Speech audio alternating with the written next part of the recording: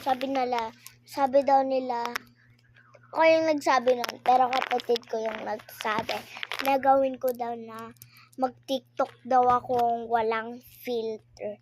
Kasi sinasabi daw nila, lagi na ako nakaasa sa filter, tapos lagi na lang daw ma-edited, tapos sinasabi nilang mukhang edited yung bagay. Feeling ko hindi edited yun.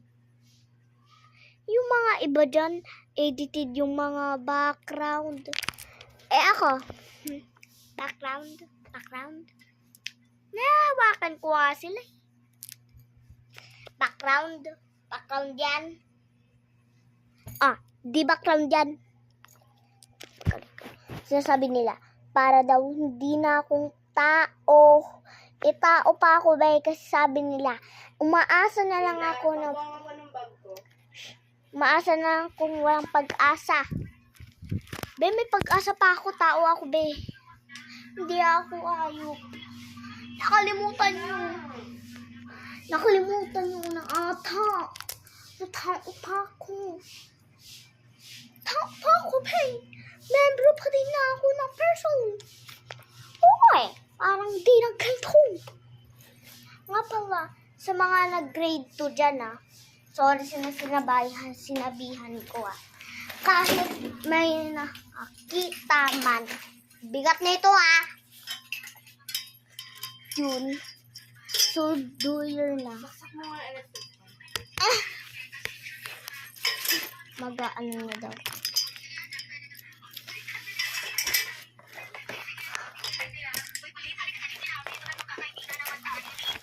Yun na. Tapos, gagawin ko na naman. Ang tagal-tagal ko na. Hindi kaya ako nag-filter. Kasalanan nyo dito, YouTube. Sarap kaltukan. Kaltok pa. Gusto nyo yan! Hirita ako.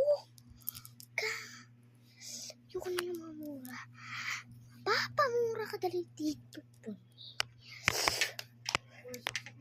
Manahimik ka.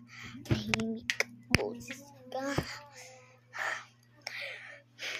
Doyer na! Tara na. Hirata na ako. Kaltok pa.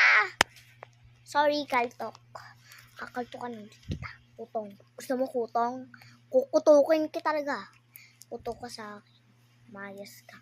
Pamasin. Bigla kita. Bye na.